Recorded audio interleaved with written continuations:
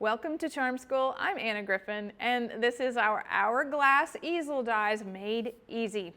Every single Tuesday, we love to teach you something, and we're always using our latest and greatest products, and our Hourglass easel dies are a beautiful way for you to tell time, mark time. We're talking about anniversary cards, birthday cards, whatever needs to have a moment in time commemorated, okay? And just look at what happens. We've made a shaker card here with that hourglass, and there are little beads on the inside of this, but today I'm going to show you how to do this with our shaker supply card set. And this is the die set, so we have the entire card that it cuts so it stands. We have the hourglass and the vessels to hold any of those little shaker items.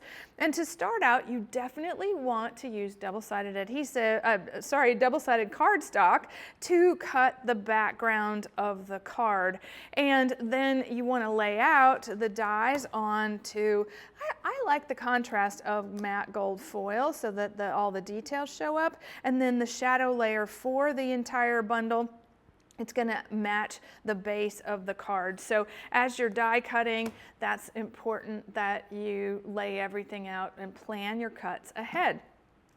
Now, in our shaker supply kit, we have some things called acetate, and we have glitter, well, not glitter, but sequins, and we also have these amazing little boxes where this is not one of them. This one's been made with actually foam tape.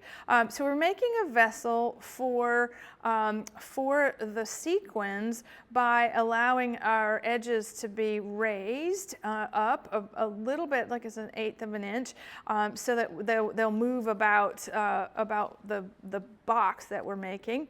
And so we've cut those shaker supply pieces down to 3 3/4 by 6, and we need 2 of them, one for the base, one for the top.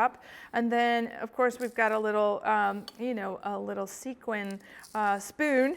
I don't know if you have a special sequin spoon, but I do. And then we want to fill this with those mini sequins as we think are, appropriate for what we're doing. We actually cap this with the acetate on top, and now they're not going to go anywhere.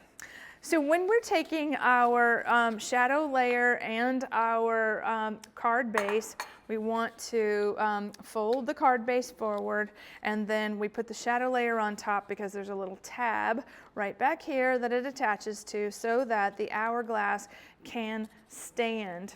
And what's so nice about creating a shaker card is that once you have a little box like this that you've made, you want to add adhesive to the top of it and to the base of it. I'm just going to remove the cover from the top first because I'm going to put the hourglass on top, and so that's why we made a little bit of a bigger box than what comes in our shaker supply set, okay? Now on the back, we've also given ourselves double-sided adhesive, so we want to remove that before we stick it to the card so that we have the sequins moving easily. And this is going to go right in the center of our shadow layer. I love this. Okay, now as we're decorating this, right, we're going to go back with the little pieces of the hourglass to shape the top and bottom of the vessel. And then, of course, if you want to add a little flower or a sentiment, then the front of the card is complete. Now we always have to add a stopper to the base of the card so that when it does stand up, this is part of the die set, so you would cut it with paper that matches your card base and then decorating that so that that it stands at attention and is such a beautiful reminder of your creativity. Now, I have lots of examples that our crafts team has made with this die set, and maybe you want to say birthday wishes, do that in a way with the sequins. You could say time to celebrate for a wedding or something beautiful with our Faded Rose collection, or even just using the hourglass on the front of a card. You don't even have to make it as an easel card. And that's beautiful in the making.